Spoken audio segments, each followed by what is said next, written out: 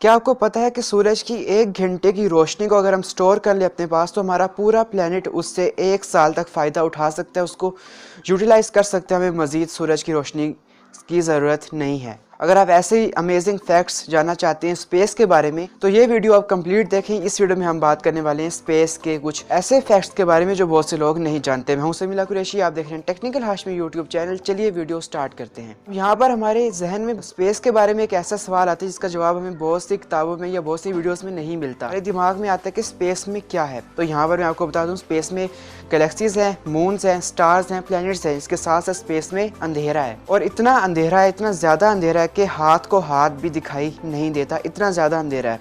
और इसके साथ साथ एक और चीज़ भी है स्पेस में कम्प्लीटली साइलेंस है। मतलब वहाँ पर इतनी ज़्यादा साइलेंस है कि आपको कुछ भी सुनाई नहीं देगा। एक और बात, अगर आप स्पेस में जाते हैं और आप वहाँ पर आप किसी से बात करते हैं तो वहाँ पर आपको आवाज़ नहीं आएगी, क्योंकि आपको पता है जो वॉइस है उसको ट्रैवल करने के लिए किसी मीडियम की ज़रूरत होती है। आपने पढ़ा होगा यहाँ पर सबसे ज़्यादा जो है वो एयर में ट्रैवल करती है, उससे कम पानी में, और सबसे कम जो है वो सॉलिड में ट्रैवल करती है। तो स्पेस में तो कोई मीडियम है ही नहीं। वहाँ पर तो ना सॉलिड है, ना लिक्विड है, ना वहाँ पर एयर है। तो वहाँ पर कोई एटमॉस्फेयर है ही नहीं, तो वहाँ पर हमारी वॉइस होगी नहीं। स्पेस में कोई भी आवाज़ नहीं है, कम्प्लीटली साइलेंस है। आप लोगों ने यहाँ पर सुना होगा कि स्पेस में जो है हर वक्त धमाकों की आवाज़ें आती रहती हैं। जो सन है या दूसरे स्टार्स हैं वहाँ पर धमाके होते रहते हैं, मतलब एक्सप्लोजन्स होते रहते हैं, उनकी आवाज़ें आती रहती हैं। ये सच्चाई नहीं है, क्योंकि यहाँ पर वहाँ पर कोई मीडियम होता ही नहीं है, तो वहाँ पर उनकी आवाज़ कैसे आएगी। ये तो सच्चाई है कि वहाँ पर जो स्टार्स हैं एक्सप्लोजन वहाँ पर होता रहता है हर वक्त, लेकिन ये सच्चाई नहीं है कि उनकी आवाज़ें आती रहती हैं। और ये एक फैक्ट है जो बहुत से लोग नहीं जानते।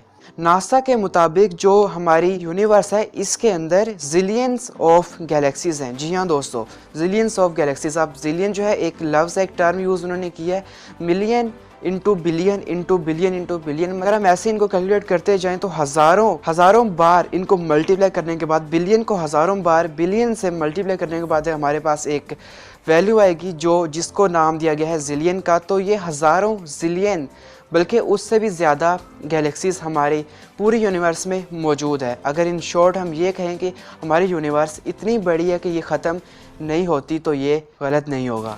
और ये एक फैक्ट है जो बहुत से लोग नहीं जानते। आपको पता है यहाँ पर अपोलो मिशन हुआ था, और रशिया, चाइना वगैरह के जो साइंटिस्ट हैं वो गए थे चांद पर। जब वो उतरे थे तो उनके फुटप्रिंट्स वहाँ पर रह गए थे। यहाँ पर मैं आपको बता दूँ कि उनके जो फुटप्रिंट्स थे वो मिलियंस और बिलियंस ऑफ ईयर्स तक वहाँ पर रहने वाले हैं।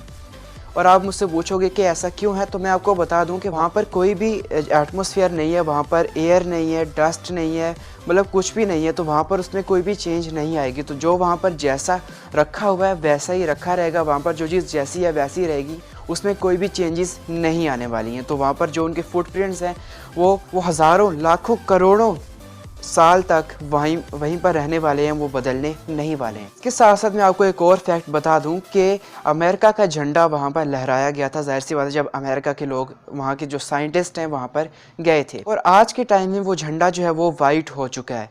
ऐसा क्यों हुआ है? ऐसा हुआ है सूरज की रेडिएशन की वजह से, अल्ट्रा वायलेंट रेडिएशंस की वजह से। आपको पता है वहाँ पर कोई भी एटमॉस्फेयर नहीं है, जैसे मैं पहले बता चुका हूँ। तो वहाँ पर जो सन है उसकी जो शुआएँ हैं, उसकी जो रेज़ हैं वो डायरेक्ट पड़ती हैं, और उस झंडे को उन्होंने इतना मुतासिर किया है कि वो झंडा अब वाइट हो चुका है। अब आप मुझसे पूछोगे कि सन की रेज जो है वो पड़ती हैं अर्थ पर भी, लेकिन यहाँ पर तो ऐसा नहीं होता। यहाँ पर झंडे वगैरह जो ऐसी चीज़ें वो तो वैसी ही रहती हैं। तो यहाँ पर मैं आपको बता दूं कि जो ओजोन लेयर है वो हमें प्रोटेक्ट करती है अल्ट्रा वायलेंट रेज से। तो जो भी ख़तरनाक रेज होती हैं सन की, वो ऊपर ही वहाँ पर रिफ्लेक्ट कर जाती हैं और वापस चली जाती है। अगर वो हमारी धरती तक किसी तरीके से पहुँच जाए तो यहाँ पर भी सब कुछ वाइट हो जाएगा। और ये एक फैक्ट है जो बहुत से लोग नहीं जानते। क्या आपको पता है कि हमारे सोलर सिस्टम का 99% हजम सिर्फ सूरज का है, मतलब साइज़ सूरज का है।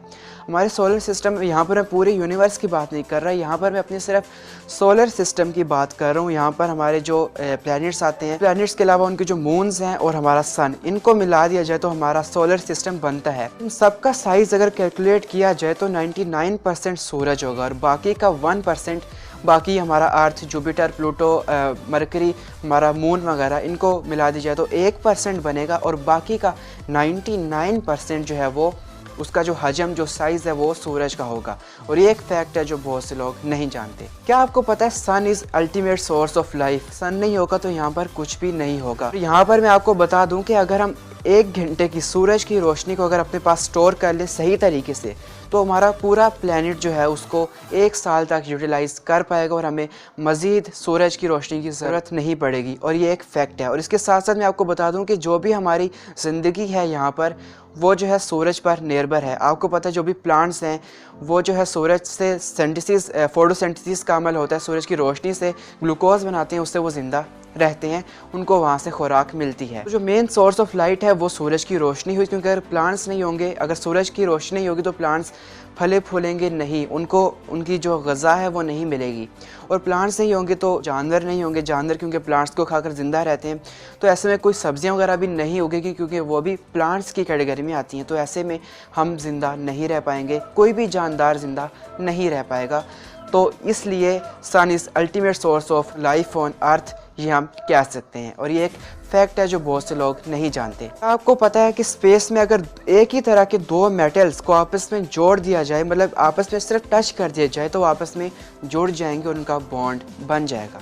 लेकिन शर्त यह है कि दोनों मेटल्स सेम होने चाहिए, उनका फार्मूला सेम होना चाहिए। अगर सेम नहीं होगा तो उनका बॉन्ड नहीं बनेगा। लेकिन यहाँ पर मैं आपको यह भी बता दूँ कि स्पेस में कोई भी मेटल नहीं पाया जाता। अगर ऐसा हो वहाँ पर मेटल्स को ले जाया जाए और सिर्फ टच कर दिया जाए तो इतने पक्के तरीके से एक दूसरे के साथ वो जुड़ जाएंगे कि ऐसा लगेगा कि उनकी वेल्डिंग कर दी गई है। और ये एक फैक्ट है जो बहुत से लोग नहीं जानते। क्या आपको पता है कि वीनस जो हमारा प्लैनेट है, जो सैयारा है वीनस, उसका एक दिन हमारी जो अर्थ है इसके 365 दिनों के बराबर है। मतलब जितना यहाँ पर 1 साल होता है उतना वहाँ पर सिर्फ 1 दिन होता है। इसकी मेन वजह यह है कि उसका जो साइज़ है वो बड़ा है और वो सूरज से बहुत ज़्यादा दूर है, जिसकी वजह से उसका जो दिन है वो बहुत ज़्यादा बड़ा है। मतलब 1 साल का दिन होगा वहाँ पर और 1 साल की ही वहाँ पर रात होगी। ये एक फैक्ट है जो बहुत से लोग नहीं जानते। सो फ्रेंड्स, अगर आपको मज़ीद ऐसे ही वीडियोस चाहिए, ऐसे मज़ेदार फैक्ट्स वाली वीडियोस चाहिए तो मुझे कमेंट में ज़रूर बताएं। अगर आप नए हैं इस चैनल पर तो सब्सक्राइब कीजिए, बेल आइकन पे क्लिक कीजिए। अगर आपको मज़ीद ऐसी ही वीडियोस चाहिए तो अपने दोस्तों के साथ इस वीडियो को लाजमी से शेयर कीजिए। मैं मिलूँगा आपको नेक्स्ट किसी ऐसी वीडियो में, तब तक के लिए अल्लाह हाफिज़।